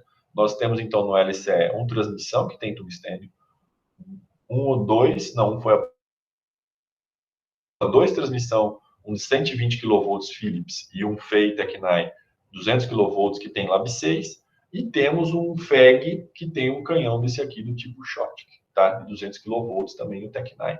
Então vocês veem que tem essa versatilidade de você escolher o canhão. E por que você escolhe o canhão? Os melhores canhões, né, ou que dão melhor resolução, é aquele cujo o raio de emissão do feixe de elétrons é o menor possível. Então, vê que esses canhões aqui do tipo Thermal FEG ou Cold FEG, o raio da ponta lá é tão fino, daquele filamento de tungstênio, que ele emite um feixe de elétrons com um diâmetro extremamente pequeno, já da ordem de 10 a 100 nanômetros de diâmetro. Aí esse shot, que como ele tem um filme recobrindo a superfície daquela ponta, é um feixe de 100 nanômetros a 1 micron. Um Lab 6, como é um cristal piramidal, tem um raio de 10 microns, né? Consegue emitir um feixe no mínimo de 10 microns de diâmetro. E o filamento de tungstênio dobrado, curvado, não é? Emite uma ponta lá, tem um raio que emite um feixe de elétron de 50 microns de diâmetro. Então, quanto menor é o feixe de elétron que a gente consegue formar, melhor vai ser a resolução da imagem também que a gente consegue obter, certo? Tem muitos parâmetros aqui, eu não vou falar de todos, né? Um parâmetro importante é o chamado brilho, né? Brightness, que é a unidade de ampere por centímetro quadrado por ângulo, tá bom? E isso, vamos dizer assim, dizendo todos esses canhões aqui a 200 kV, para a gente ter um padrão de comparação.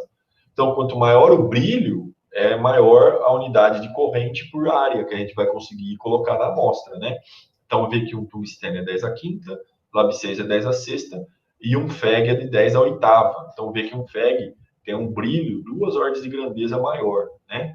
Do que os outros canhões aí de emissão térmica. É uma das grandes vantagens do FEG. Além dele dar melhor resolução, ele ainda dá maior corrente por unidade de área, certo? Então, o ideal é sempre comprar um MEV, FEG, uma transmissão FEG, mas é lógico que ele vai ser muito mais caro, tá bom? Outro parâmetro importante é a chamada largura de energia, né? Ou energy width, que seria, né, desvio de energia. Talvez a melhor maneira da gente falar isso. Porque essa largura de energia aqui seria em termos de espalhamento, tá? Então a gente pode falar em desvio de energia. O que significa isso, né? Vocês veem que o do tungstênio é o pior, 2,3, né? Depois o Lab 6, 1,5, e depois menos de 1 para os canhões do tipo FEG, tá? Pessoal, estou recebendo uma ligação do professor Thomas aqui, então eu só vou fazer uma pausa aqui rápida, tá? Mas eu não vou parar a gravação não, tá bom? Se for coisa rápida aqui, eu já volto com vocês, tá? Só um minutinho, por favor, tá? Thomas?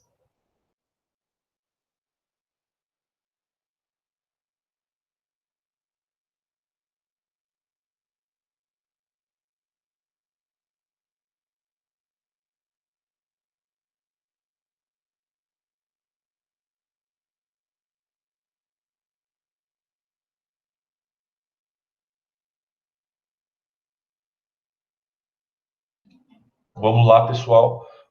Só avisei que depois eu falo com o Thomas lá, então. Vamos tentar terminar pelo menos essa parte aqui.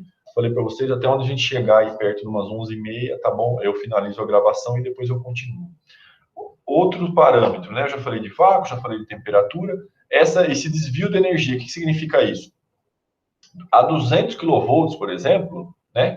Se a gente tivesse uma transmissão de 200 kV de tungstênio, o que significa isso? É que a gente vai ter, vamos supor que é 2, um valor redondo, uma voltagem de 200 kV, tá? Ou aceleração dos elétrons de 200 keV ou 200 mil eletronvolts, a gente vai ter um desvio de energia de 2.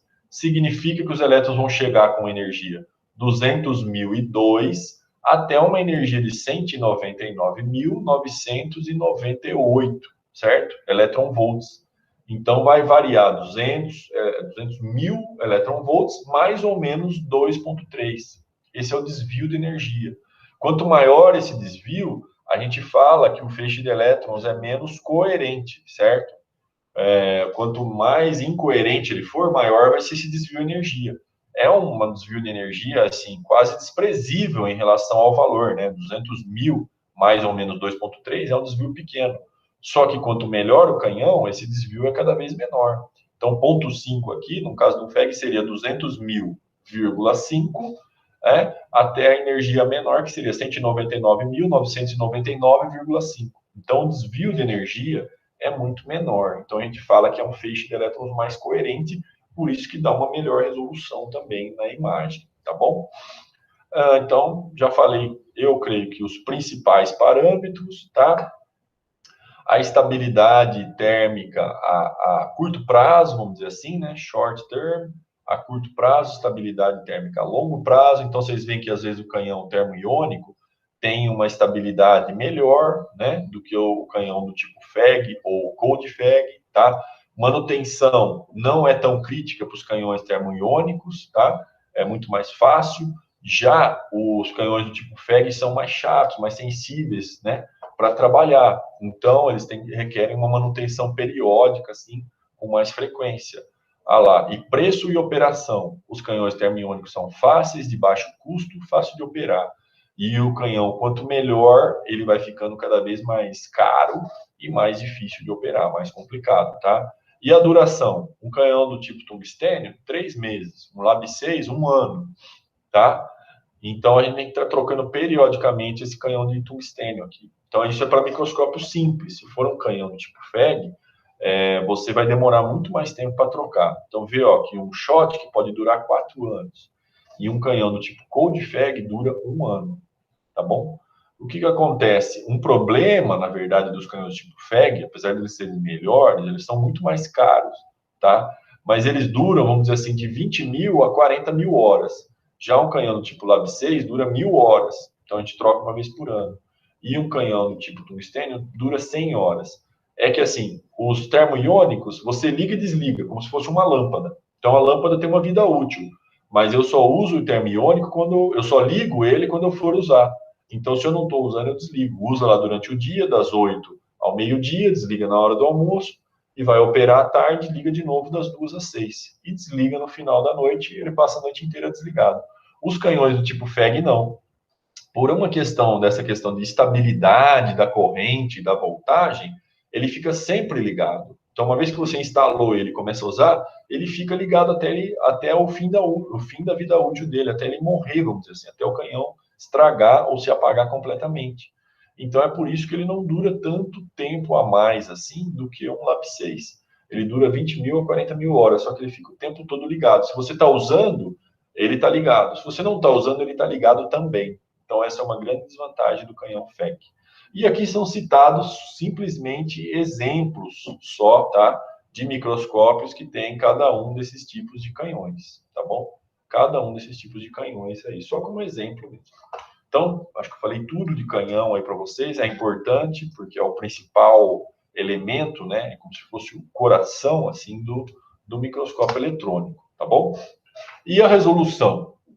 A resolução, isso aqui vocês têm que saber, tá? Isso aqui vocês têm que ter na cabeça, não pode esquecer nunca, jamais, tá? Eu não vou pedir para vocês ficarem guardando todos esses números. Imagina todos esses parâmetros nessa tabela aqui de canhão de elétrons e cobrar de vocês que vocês decorem esses números aqui, né? Eu vou perguntar na prova, por exemplo, qual é o desvio de energia de um canhão de tungstênio comparado com o de Cold-Fag. Se vocês não acertarem esse valor, vocês vão errar. Não, lógico, eu não vou cobrar isso na prova de vocês. Isso aqui é decoreba. Isso não é o importante vocês saberem. O importante vocês saberem qual canhão é melhor que o outro, né? Qual é a vantagem e a desvantagem de cada um desses canhões, entender mais ou menos essa dinâmica, qual é a vantagem de um e vantagem do outro, certo? Agora, o importante é vocês saberem as resoluções de cada técnica. Então, o microscópio óptico, o lambda é o comprimento de onda. Então, esse seria o comprimento de onda médio da luz visível, que vai de 400 nanômetros, né, até 700 nanômetros. O comprimento de onda médio da luz verde, né, que está mencionado aqui no caso. Então, o comprimento de onda do óptico é de 550 nanômetros e a resolução é mais ou menos da mesma ordem de grandeza, de centenas de nanômetros, né, de 300 a 400 nanômetros, a resolução do óptico, tá? Já o MEV, a gente fala que a resolução do MEV é de 1 a 2 nanômetros. Por que não coloca um comprimento de onda fixo? É difícil explicar isso para o MEV, porque o MEV trabalha de 1 a 30 kV. Então, se você variar a voltagem, você está variando o comprimento de onda. Vocês lembram? Quanto maior a voltagem, menor o comprimento de onda, né? Então, teoricamente, a 30 kV a gente teria a resolução, porque o comprimento de onda seria menor a 30 kV no MEV, não é? Mas lembra que a gente tem a diferença no MEV, por isso que não dá para cravar qual que é a resolução. Porque se a gente quer sinal de elétron secundário, a gente usa baixa voltagem e o sinal é superficial. E aí você vai querer no SE uma imagem do relevo da amostra, né? E se você vai para o reto espalhado, não é a melhor resolução. A resolução já vai ser da ordem de 50 nanômetros da imagem. Mas você vai ter o contraste químico. Então a gente fala que esse seria um comprimento de onda médio, vamos dizer assim, que não se coloca o valor, e que a resolução, na melhor das hipóteses, para o MEV é de 1 a 2 nanômetros, no modo SE. Então está mencionado aqui, não. SEM, que é Scanning Electron Microscopy, Secondary Electrons, que seriam os elétrons secundários, tá? Então, esse é a melhor resolução do MEV no modo SE. Já o transmissão, não, ele opera numa voltagem fixa. Você pode mudar a voltagem? Pode. Um MEV de 200, transmissão de 200 kV, você pode trabalhar 100 kV. Mas dá um trabalhão danado mudar essa voltagem, realinhar todo o microscópio. Então, por isso que a gente tem no LCE um microscópio a 120 e um microscópio a 200 kV. Se você quiser trabalhar numa voltagem menor, você vai no 120, e uma voltagem maior, uma resolução melhor, você vai no microscópio de 200 kV. Quer melhorar ainda mais a resolução? Vai de 200 kV Lab6 para 200 kV FEG, certo? Então, o comprimento de onda para 200 kV, que é fixo, é de 0,0025 nanômetros, ou seja, é de centésimos aqui a milésimo de nanômetros o comprimento de onda. Mas a resolução no microscópio de transmissão é da ordem de 0,1 a 0,2 nanômetros, ou seja, de 1 a 2 angstroms, tá? Vocês repararam uma coisa? Isso é muito importante também, vocês têm que saber, tá? Se no óptico eu tenho um comprimento de onda de 550 e resolução mais ou menos da mesma ordem de grandeza, tá? Por que que no transmissão eu tenho um comprimento de onda de milésimo, centésimo de nanômetro, né? Milésimo de nanômetro, e a resolução é da ordem de décimo de nanômetro? Por que será que acontece isso? Eu perco 2 ordens de grandeza de resolução do comprimento de onda para a resolução final do microscópio, no microscópio eletrônico de transmissão. E no óptico é na mesma ordem de grandeza, ou seja, eu não perco muito. Por que isso? Se alguém saberia me dizer. Porque no óptico a gente consegue combinar lentes físicas, né? Lente de vidro, que é uma lente física mesmo, tem que ser produzida, preparada aquela lente. Posso combinar uma lente convergente com uma lente divergente, né? Que seria o contrário, que acho que é melhor eu fazer um desenho em relação a isso. No ótico, eu consigo combinar uma lente convergente, né, com uma lente divergente. Tá? Isso daqui é no microscópio óptico. Já no microscópio eletrônico, não. Como as lentes são eletromagnéticas, eu só consigo, né, simulando, vamos dizer assim, né, mas eu só consigo ter agora são as lentes aqui, né? Então no microscópio óptico eu consigo combinar uma lente convergente com uma lente divergente. E isso me leva ao chamado coeficiente de aberração esférica, CS, praticamente igual a zero. Já nos microscópios eletrônicos, eu só tenho lente eletromagnética, porque está limitado pela regra da mão direita. Eu aplico corrente numa bobina, né, uma bobina de cobre, e gero campo magnético aqui no dedão, né, que vai controlar o feixe de elétrons, vai fazer o feixe de elétrons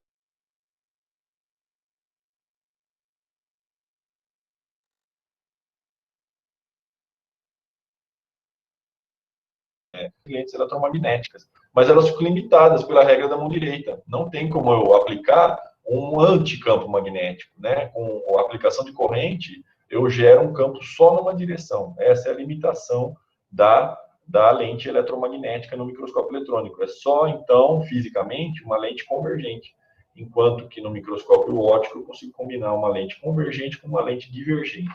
Tá? Eu vou escrever aqui no microscópio óptico eu consigo levar para um coeficiente de aberração esférica igual a zero, em cônico, eu escrevi aquilo que o coeficiente de aberração esférica seria esse CS. No óptico ele é igual a zero, porque eu consigo anular, né, combinando uma lente convergente com uma divergente, e no microscópio eletrônico eu sempre vou ter um coeficiente de aberração esférica bem maior que zero, que esse parâmetro é dado em milímetros, tá? E isso, esse coeficiente de aberração esférica bem maior que zero, me dá aquela perda lá do comprimento de onda para a resolução final na prática que eu consigo, tá? Então, isso não é que todos os microscópios eletrônicos vão ter esse coeficiente de aberração esférica. Existem hoje microscópios eletrônicos bem modernos que têm os chamados corretores de aberração esférica, tá? Mas não é simplesmente igual no óptico, que você combina uma lente convergente com uma lente divergente. Você tem um sistema lá super complexo que são combinações de lentes eletromagnéticas, né? São decapolos e dodecapolos, que são combinações de 10 ou 12 lentes eletromagnéticas, que conseguem transformar o feixe de elétrons, né? Um feixe de elétrons lá que ele está todo, vamos dizer assim, deturpado, ele não é uniforme, não é perfeitinho, né? Então a gente transforma um feixe de elétrons que não é perfeito, vamos dizer assim. Vou mostrar aqui na câmera de novo, com esses corretores de aberração esférica, a gente transforma um feixe elétrico que parece uma ameba, vamos dizer assim, não é? Com os corretores de aberração esférica, a gente consegue, considerando que eu teria desenhado aqui um círculo perfeito, né? A gente consegue, corretor de aberração esférica, extrair só uma parte circular perfeita desse feixe de elétrons, tá? Então, com esses corretores de aberração esférica, que são equipamentos extremamente complexos, a gente consegue gerar um feixe de elétrons perfeitamente circular, né? Redondinho, e isso acaba compensando, sim, esse coeficiente de aberração esférica, tá bom? De maneira similar ao que se faz no óptico, mas é um microscópio muito mais caro, vai ser provavelmente $1 milhão mais caro só pelo fato de ter quase $1 milhão mais caro tendo esse corretor de aberração esférica, tá bom? É quase o preço de outro microscópio transmissão comum, só para você colocar esse acessório, vamos dizer assim, que seria o corretor de aberração esférica. Tá bom? Então, eu acho que é isso, pessoal. Cheguei nessa parte da resolução, vou só mostrar.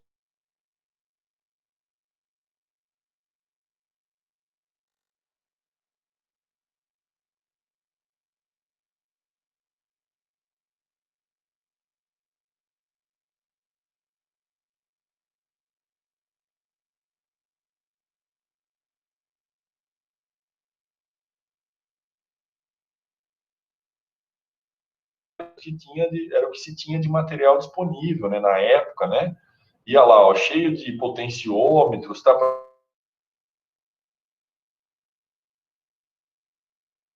Tinha lá já o canhão, a coluna do microscópio com aberturas, com lentes e tudo mais, né?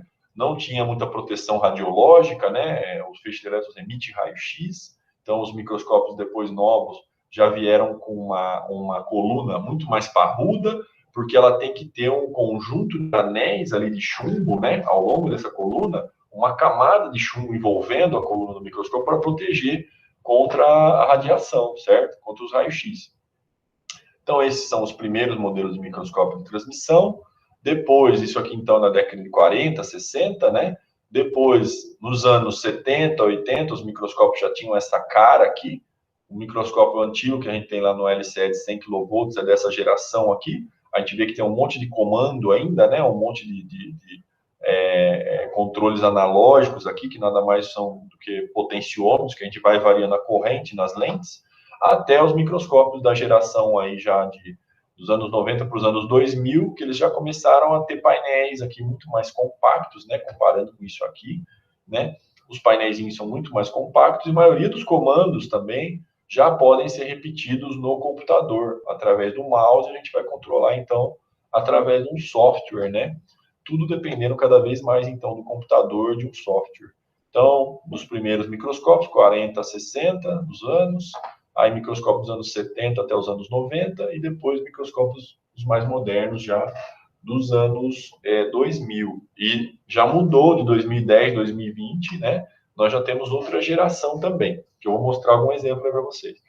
Então, os microscópios aí, ó, o antigo que tinha de 300 kV, lá no LN Nano, e um microscópio da GEOL, isso aqui deve ser no Japão, que tem microscópios gigantes lá que são, em vez de 300 kV, são de 1.000 ou 3.000 kV, ou seja, de 1 mega a 3 mega eletronvolts. Mas vê que já vira um super trambolho, né? Que tem que construir um prédio gigante, altíssimo, aqui para abrigar essa coluna muito alta aqui do microscópio. Por quê? Isso aqui é um acelerador de partículas, né? Miniaturizado. Então, o microscópio 100 kV ele é mais baixo. Você precisa de pouca distância para acelerar os elétrons.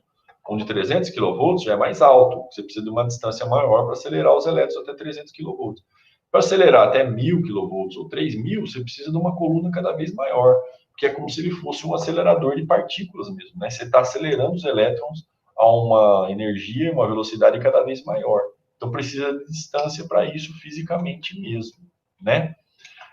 Aqui são exemplos, então, de um microscópio da Zeiss, totalmente, assim, eles tentaram remodelar completamente o microscópio de transmissão, mas comercialmente foi um microscópio que não funcionou muito bem. Eu não me lembro direito o nome desse modelo, mas ele não vingou comercialmente, até por isso que a gente esquece. O Titan, né, da FEI, que é um microscópio que fez muito sucesso, que já são microscópios que vêm com corretor de aberração esférica de fábrica, tá? Então, eles fizeram muito sucesso, microscópios que chegavam a resolução de 1 angstrom ou abaixo disso, ou sub-angstrom. E aqui exemplos também de microscópios que operam especificamente no modo STEM, transmissão varredura, né? E microscópio STEM com correção de aberração esférica, da Universidade de Lehigh, nos Estados Unidos, né? Então, eles têm ultra alto vácuo, trabalham com EDS e IUS, são do tipo FEG, né? Microscópios para trabalhar especificamente com o modo transmissão varredura. E aqui microscópios da Hitachi, da GEOL e da Hitachi, né, que trabalham também no modo STEM, especificamente, né, no modo transmissão da varredura, com ou sem corretor de aberração esférica, com CS com corretor. O nosso FEI TECNAI, né, do LCE, que é um de 200 kV, FEG, né, é um microscópio ótimo, funciona muito bem até hoje. Talvez o computador antigo, que é o que mais atrapalha, mas trocando esse computador, reinstalando todo o sistema de operação no computador novo, mais moderno, mais rápido, o microscópio vai trabalhar muito melhor por longos anos ainda. E ele tem detector de EDS, ainda o antigo de silício lítico, com resfriamento por nitrogênio líquido, e tem o detector de íons aqui na parte de baixo, né? Tem uma câmera CCD em cima, as câmeras de modo Bright Field e Dark Field do modo STEM, e tem uma câmera também que não aparece aqui, que é a câmera de HADF, que é mais um detector para o modo STEM.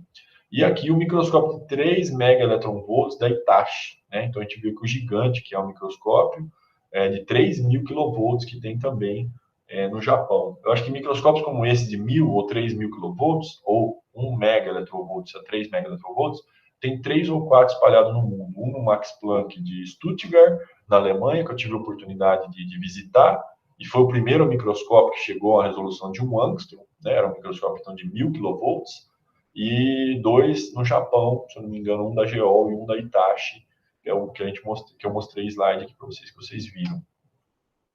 Aqui, de novo, né, esse microscópio, então, ó, da Hitachi, que fica na Osaka University, no Japão, que ele opera de 500 kV até 3.500 kV, que seria 3,5 megaelectronvolts, né? Ah lá, ele tem resolução de 1,4 angstrom, ou 0,14 nanômetros, resolução de 5 nanômetros no modo STEM, no modo transmissão varredura, tá?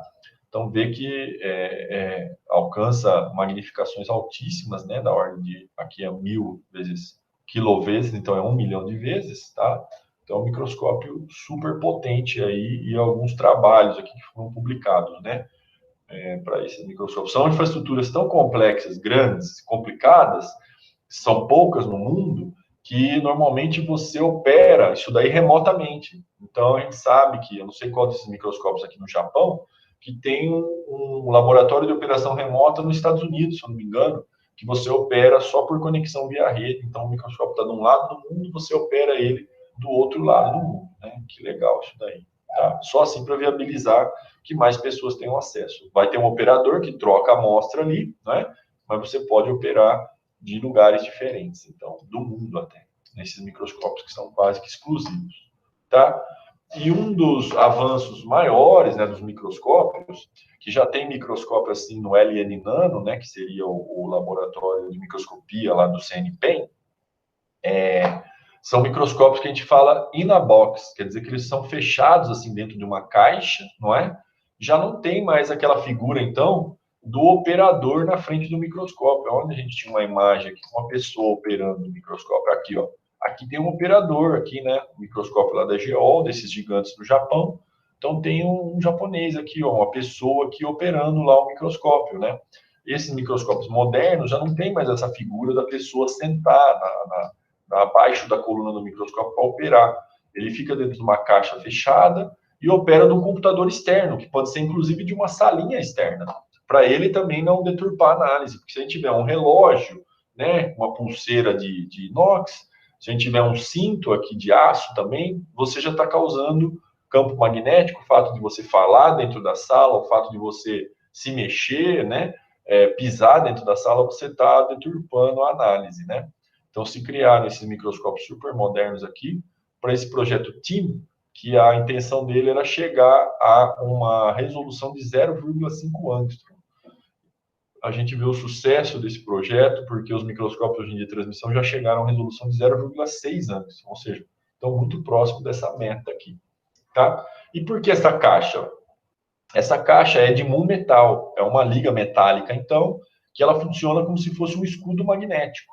Então, tendo esse microscópio in-a-box, que se falava, né, ele está muito bem protegido pela radiação eletromagnética, né, como se fosse um escudo magnético. E já é mais comum, então, ter esses microscópios, os Titan, né, in-a-box, que seria esses Titans desse tipo aí, já tem um até no laboratório, então, no LN Nano em Campinas, tá? E outros modelos aqui, então, de microscópio da Hitachi, de 300 kV, um outro microscópio da Hitachi que é dedicado só a análise de STEM também, com canhão field emission, com corretor de aberração esférica. Então, tem microscópios super modernos. E para competir com o Titan da FEI, que hoje já é termo, né, tem o microscópio da GEOL, que é o GEOL ARM, é chamado de ARM, né, ARM. Trabalha 200 kV ou 300 kV, tem outro modelo. Então, esse ARM é de Atomic Resolution Microscope, que significa que ele tem uma resolução abaixo de 1 angstrom, certo? Então, são exemplos aí, ó, desse ARM, né? O microscópio da GEOL, então, com correção de aberração esférica e resolução sub-angstrom, né? E os Titan, que são modelos que fizeram muito sucesso, que já tem um desse lá no LN Nano, que eu falei, né? Lá no CNPEM em Campinas. A geração 1 operava de 80 a 300 kV e a geração 2 opera de 60 a 300 kV. Então, se for para trabalhar com materiais biológicos, polímeros ou à base de carbono, né, nanotubo de carbono, grafeno, etc. e tal, você pode trabalhar numa voltagem menor. E para os materiais metálicos, cerâmicos, que suportam uma voltagem maior, aí você trabalha 300 kV, que você vai ter uma resolução ainda melhor. Só que com o corretor de aberração esférica, mesmo a 60, 80 kV, você vai ter uma resolução de angstrom, tá? Então são microscópios incríveis mesmo, né? Tem essa geração 2, que seria o Titan, que fica na caixa, né, e na box, tá? Com corretor de aberração esférica, trabalha de 60 também a 300 kV, e chegam a resoluções, olha lá, ó, de 70 picometros, que seria 0,7 angstrom, né? Então já chega a resolução da ordem de 70 picometros. Pico já é 10 a menos 12 metros, tá? Então já tem microscópio trabalhando a 60 picometros, né? Que seria 0,6 angstrom, mais moderno, tá? Um outro modelo do Titan, que é o chamado Crios, que você coloca as amostras congeladas, né, em nitrogênio líquido, para fazer imagem de solução, né, de material biológico, que é muito macio, ou partículas biológicas, você coloca ela numa solução e pode fazer imagens até com resolução de angstrom também, né, ou resolução de poucos nanômetros. Então, essa seria a estrutura, né, básica do microscópio de transmissão.